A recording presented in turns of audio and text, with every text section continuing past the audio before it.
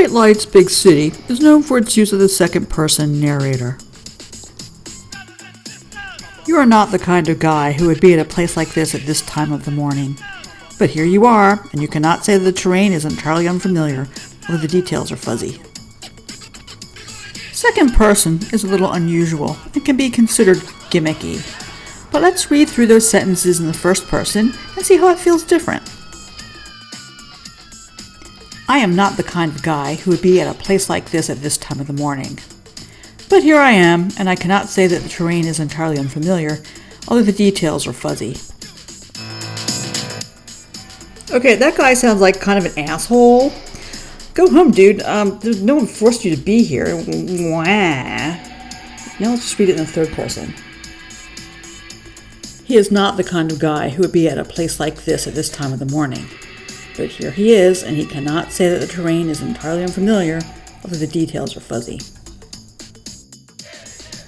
Okay, this doesn't quite work. It starts out okay, but then the story wants to get into how he feels and what he perceives. And as we get further into the book, the narrator's sense of humor becomes a part of the story, which you really can't use the third-person narration for, which is usually omniscient.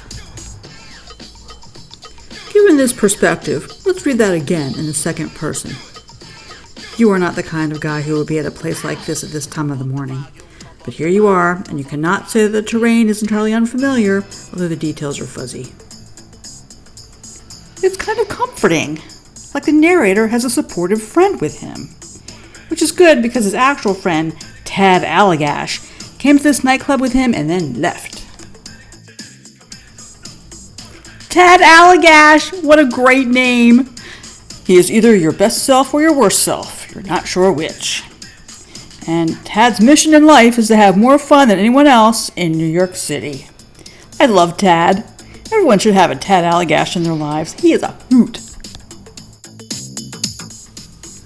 So you, started out the night uptown with Tad's rich friends who wouldn't talk to the narrator, and now we're downtown with the slime, with people in the nightclub who won't talk to the narrator.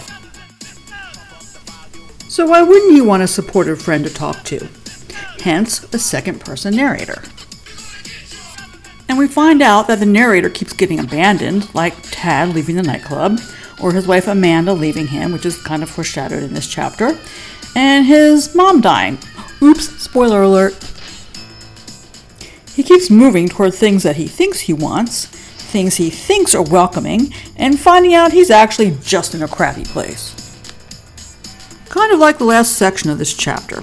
He's walked from the nightclub, past the neighborhood where he lives, to the West Side Highway. Downriver, the Statue of Liberty shimmers in the haze. Across the water, a huge Colgate sign welcomes you to New Jersey, the Garden State. These things are welcoming, and there he sits at the end of a rotting pier. He's stuck in the middle, like between the first and third person.